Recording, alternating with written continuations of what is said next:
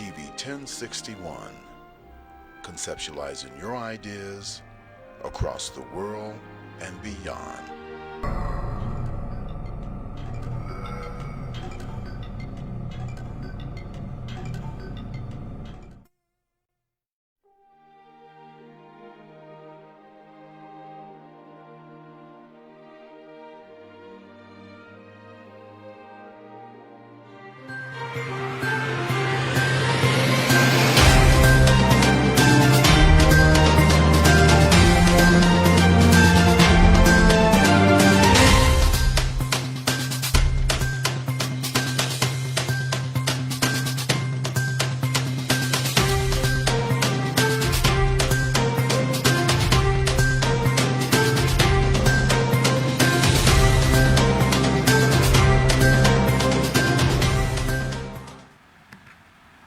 Hello everyone, and welcome to this week's edition of Your Real Estate Tea, where we teach you so you can become educated to achieving your home ownership goals.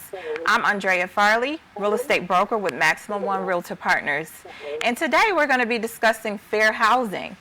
Now this week we still are celebrating Dr. Martin Luther King's birthday, and he was definitely key in the signing for the bill for fair housing. Even after his death, he played a very integral role in getting that put in place. And today I have a guest who is going to discuss the history along with other information regarding fair housing. And so today my guest is Judge Parker. He is a lead instructor with TAP Real Estate School, where they offer salespersons pre-licensing, CE courses, brokers courses as well. So let's first talk about the National Association of Realtors and how they play a part in fair housing. Now, we discussed last week where as a realtor, we're held to a higher standard. And so as a realtor, we have to abide by a code of ethics. And with that being said, there is a specific article that is in place in the rules and regulations for the Code of Ethics, where realtors cannot engage in any discriminatory acts. And so, and they've also expanded on that as well, where even in agents' actions outside of what they do can potentially be a violation. And now I want to introduce Judge Parker to give us some history on fair housing.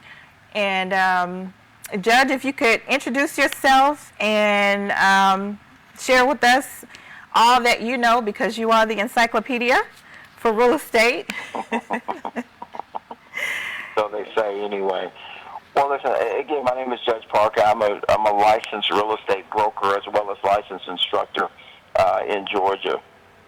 And I've taught a variety of different classes, from real estate-related classes to finance classes to mortgage, economics, just a number of different types of courses that are related to real estate, and some not so specific to real estate, but just simply giving some individuals some insight as to how they should proceed when they're engaging in real estate. Okay. But in more specific to your question about fair housing, you know, the fair housing is a part of Title VII of the Civil Rights Act, and the Civil Rights Act was originally written in 1866 when it stated that all citizens shall have the same rights as white citizens. You know, so it was interesting as to how it was crafted from the perspective of just simply saying that, you know, white was only the people that was given rights, so now everyone should have the same rights. But that didn't go far enough, because it took them almost 98 years later to create the Fair Housing Act, which now allows for individuals to own houses. There's one thing and not be discriminated against based upon the 7 protected classes. And those are race, color, religion, sex, familial status, national origin, and handicap. But one thing that stands out to me more than anything, in 1974-75, football player Tony Dorsett, when he got drafted by the Cowboys, was looking to purchase a house in a very affluent, upscale neighborhood in Dallas. And the owners in that, this is prior to the Civil Rights Act, the Fair Housing Act being really having some teeth. 64 was when it was signed, but it was amended in 1970, I want to say 78, somewhere around that time frame, and again in 88. But anyway, the white owners in that neighborhood told him that we like you and we think you're a great running back for the Cowboys, but you can't live in our neighborhoods. Right. Wow. And it's like, wow. But that's just the tip of it as to what people of color have experienced as far as the fair housing is concerned. But now the laws are very, very specific in how they should be administered. And in 1988 is when the last amendment to the Fair Housing Act was done, and it made it that much more, it added more penalties to those individuals, and it made it easier to be able to file. The filing paperwork, the filing process rather, was a lot more easier after 1988 when they made the last amendment to the Fair Housing Act. So they've made about 4 of them since, and they also added familiar status, which is anyone with children or in process of adoption, children under the age of 18, or anyone caring for someone. They may be of age as an adult, but they're not of age mentally. So that's all part of familiar status type provision that was added during that time frame. So fair housing has evolved. There's still some things that need to be done, but it still has evolved into a place where it is now much more recognizable when discriminatory practice is actually taking place. Right, and that's great information regarding the history of fair housing. And so right now we do have legislation in place. And again, being a realtor, the role as there is a difference between a real estate agent and a realtor. But as a realtor, we have to abide by certain ethics, even when we work with clients, buyers and sellers. And so I know for the sellers, under the law, a seller cannot establish discriminatory terms or conditions in a purchase or rental. So they cannot deny anyone based upon those protected classes, which you mentioned, race, color, religion, sex, handicap, familial status, and national origin. Is there anything else that you may want to expound on regarding sellers? Yeah, that's sellers can't deny on those areas more specifically, but there are some other ancillary areas within the fair housing area that has to be acknowledged as well. When I say ancillary, just some additions to that, and that is differing in treatment. So you could differ your treatment against someone who may be the same color and same race as you, but you may have someone who's with you that may not be of that race or color that you may be with. So differing in treatment is another provision under the Fair Housing Act that is prohibited. For instance, you may have two black people who come in to see a property, but one black person is offered the property at a reasonable rate. The other one is offered it at let me say this: one is offered at a different rate, and the other one's offered at the advertised rate. But yet you differed your treatment because of whatever the reason might have been. The point is that you got to treat everybody the same way. You can't just pick and choose how you're going to treat some people. You could be discriminative from that way for race, but say, for instance, if this is just strictly black folks dealing with other black folks, then I can't differ my treatment as to how I'm going to treat each one of you black people. I have to do it the same way. Right. And that's a problem as well. So differing in treatment is another area that I think is not always acknowledged by the individuals, but the law will clearly acknowledge it when they discover that it is something that has taken place. Okay. Well, that's great. So differing in treatment is also a violation as well. So now when it comes to buyers, with buyers, pretty much the only thing that should discriminate them is cash and credit, to say, to just be simple with it. But with that, the buyers cannot be discriminated upon if they are qualified to buy in an area and someone may try to disqualify them. They are due equal professional service. Buyers are also they should have the opportunity to consider a broad range of housing choices. No discriminatory limitations on communities or locations of housing. And also when it comes to the sale, rental, or financing as well, there should be no discrimination. And so is there anything that you would like to expound on regarding buyers when it comes to fair housing? Buyers you would definitely don't want to steer your buyers either. Yes. Steering is another provision under the Fair Housing Act too. So you can't steer people to certain areas based upon the ethnicity or the makeup or composition of a neighborhood. Let me give an example of that. And some people are like, oh my goodness, I didn't realize this.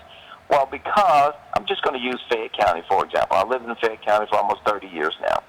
And in Fayette County, there was a community by the name of Country Lakes. Mm-hmm. Country Lakes was initially built by John Whelan. John Whelan wanted to build this for the Eastern Airline employees and the pilots and things of that nature. It was going to be a very upscale neighborhood. Eastern went under, and then now the lots were being sold individually, so individuals come in and buy in those areas. However, very affluent African Americans were buying a lot of these properties.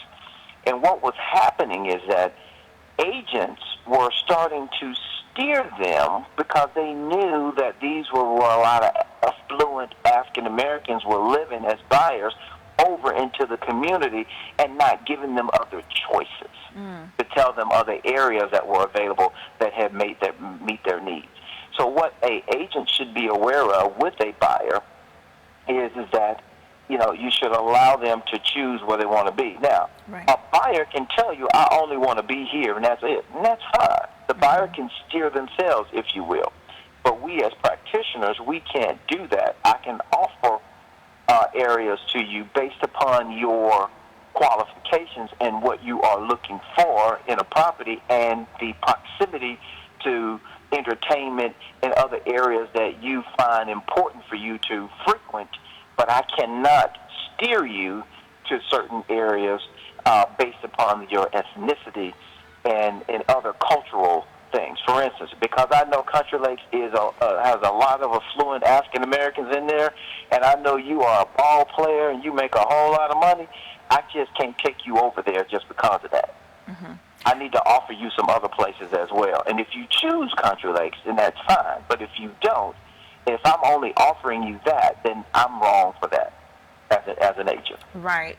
And I know just in learning that, if buyers say that they want to be in a certain community and they describe it, something that, if their description falls under one of those protected classes, we as realtors have to make sure that we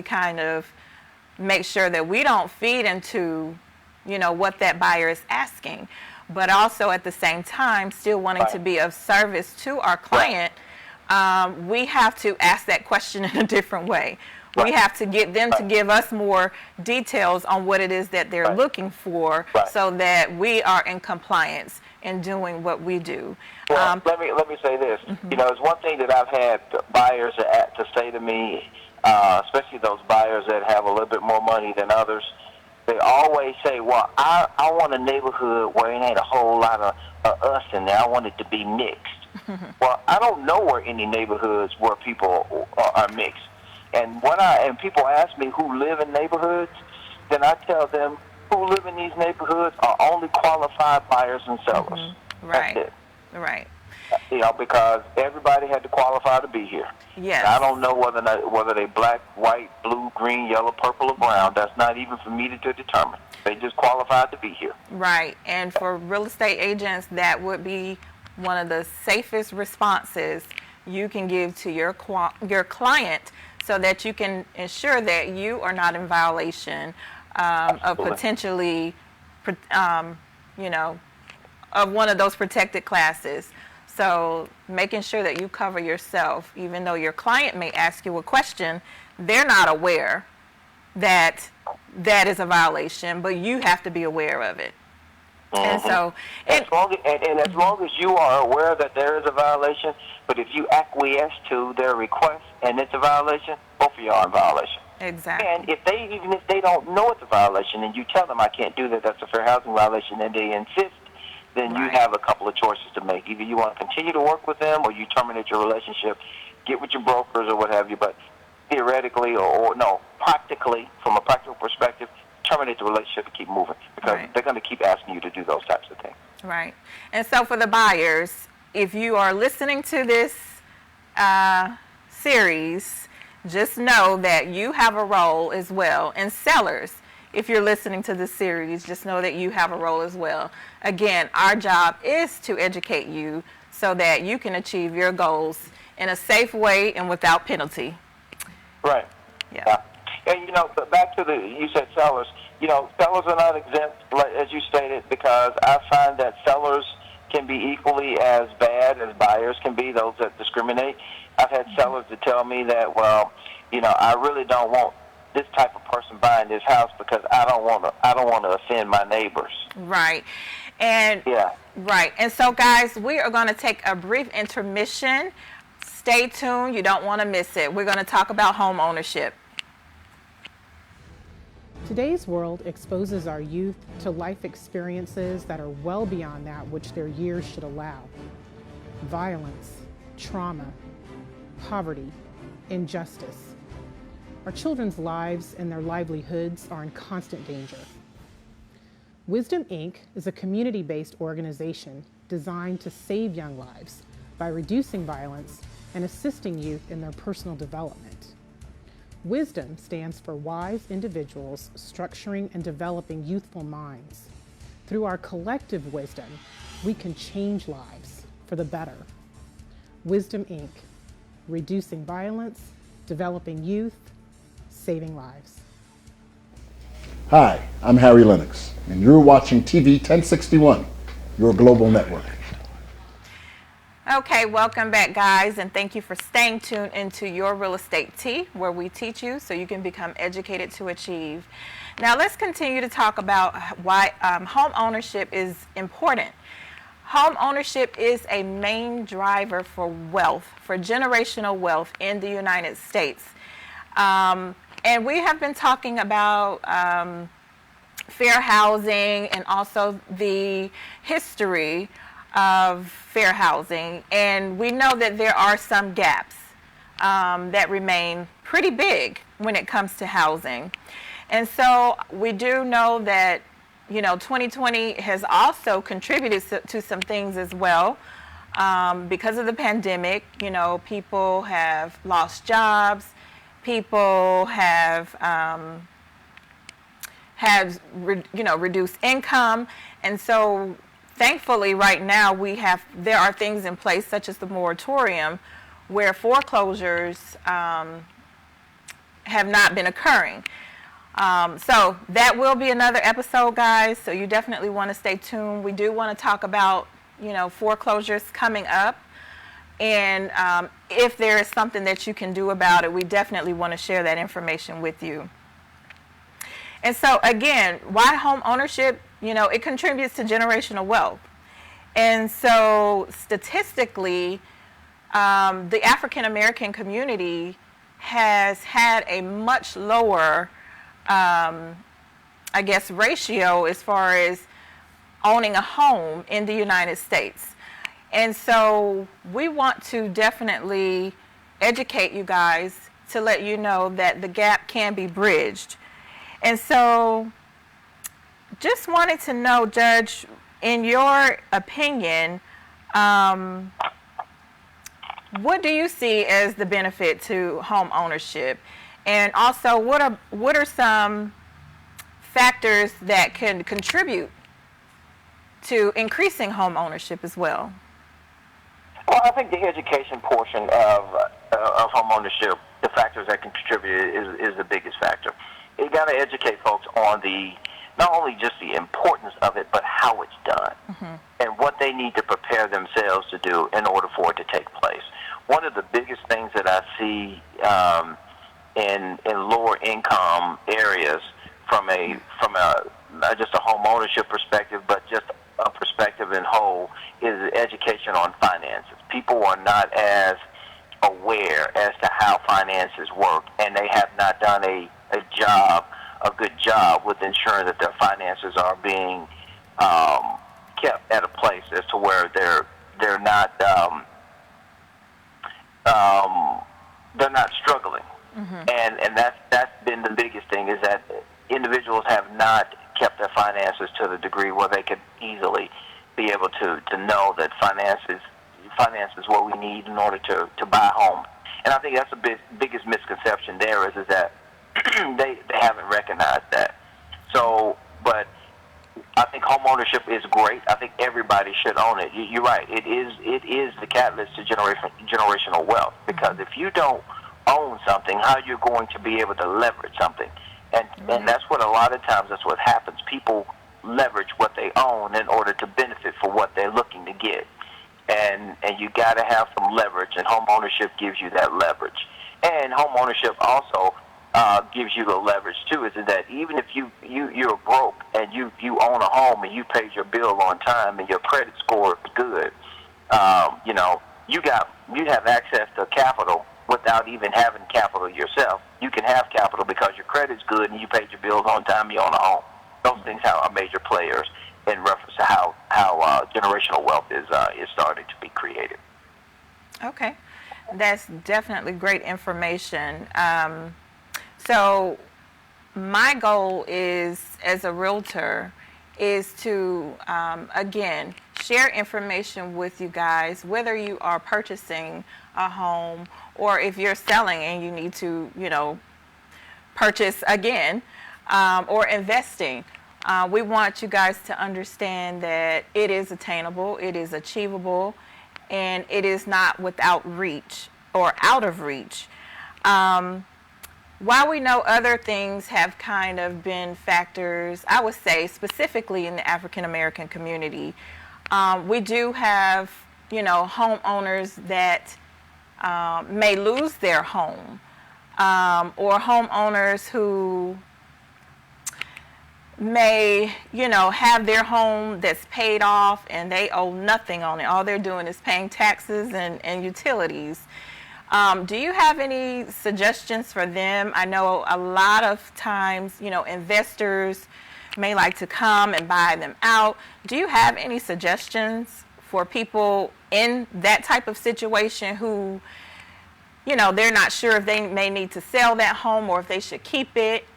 What do you suggest as far as that scenario? I suggest that they look at where they are financially and determine if it makes financial sense to keep it. Or they should contact an attorney who handles financial scenarios, or an accountant who handles financial situations, to help them better determine what will be the best course of action for them to consider given their circumstances. So, it's not just kind of a painted with a broad brush and you're done. It's more of being more specific to get detailed to determine what needs to be done. And I think a lot of times that's where people fail, is that they don't go and seek better advice from others who have the qualifications or the ability and the authority from a legal perspective to give that advice. I would say that they need to look at it from that perspective and in terms get some additional assistance and to help them better determine what they should do. Okay. And so regarding just sticking with the buyers right now, what advice would you give for buyers who may be qualified in a certain price point, and maybe they decide, okay, you know what, I want to go ahead and use that entire loan amount, do the max, I want the biggest house, I want, to live elaborate.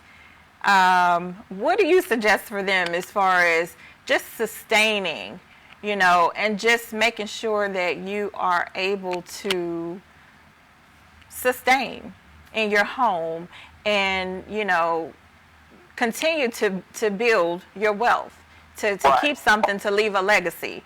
What do you suggest? And what I would suggest too is that if you have looking to buy a house and it's two incomes, I always suggest you buy the house on the lesser of the two incomes. So therefore, if the greater of the two incomes, if the lesser of the two incomes fall apart, or if the greater of the two incomes fall apart, you're still okay. You still have the lesser, which can cover the mortgage payments and things of that nature. I think that's what the biggest situation can be, is that most people go and buy properties based upon what the two of them can afford, just based upon what one of them can afford by themselves. I think one by yourself to afford is a smart way to do it, but so therefore you don't be broke with your with what you're doing. Right. You have money, and that is something that I think that happens too often is that individuals will, although you can afford a $400,000 property, but you're affording it with two incomes. Buy the house on the lesser of the two incomes, so therefore you can easily be able to handle your business in the event that some things happen where your business is not as strong as it used to be, or you don't have the income like you had in the beginning. You can still be able to live and not have to worry about falling apart or threatening foreclosure, things of that nature, because your money is not there like it used to be. Right. I think that's excellent advice, is to not just max out on what you're approved for, but definitely get something that's a little bit less than your means, so that in the event a life situation were to happen, it would still be more manageable than if you had purchased that higher price point home. And so I think even now, today, in 2021, of course, leading up to this was 2020 has showed and revealed a lot of things to us. And so although the housing situation has not really I don't want to use that term, what I'm thinking, but we haven't really seen the true unfolding of it as of yet. But however, we definitely want to take preventative measures as much as we can, and starting with just kind of living a little under your means would be the first step. And so what the solution is, guys, to home ownership, is just to definitely know that if you dream it, if you desire to have that, if you are serious about it, it is definitely possible. While history has shown that maybe it looks to be impossible, history has shown that, of course, with a lot of other things, it is very possible. And so you definitely want to get with a realtor you can trust and come up with a plan of action. Although you may not feel that you're ready, you never really know until you get with someone who can assist you in that process. And so, guys, if you need additional information regarding whether you're buying or selling, you can please reach out to me. My number is 404-965-5041, or you can reach me on my website, which is dreamrealestate.me. And Judge, would you like to leave your information if you guys have an interest in going to real estate school? His school is in Fayetteville. Everything is done virtually. Did you want to share your information? Sure, that'd be fine. Yeah, we're in Fayetteville. Right now, everything is virtual. We're doing everything via Zoom. And our web address is TAP Training Academy. TapAcademyATL.com. And you can Google us. We're there as well. You can hit us on Google's. We're also Tap Academy on Facebook and Instagram as well. So check us out, like our pages, things of that nature. You see all the great things that we're doing via the training from real estate education, and we do quite a bit for a lot of people. But at the same time, we make sure that our education is top notch. So check us out, and we got classes that's starting right now. And if you're interested, by all means, look us up on the web and register for a class, and we'll get you moving in the right direction. Okay, great. And so, guys, again, thank you so much for watching Your Real Estate Tea. I'm Andrea Farley, real estate broker with Maximum Realtor Partners. Again, it is definitely possible. So make sure you stay tuned in to Your Real Estate Tea, where we teach you to become educated to achieve. Have a blessed day.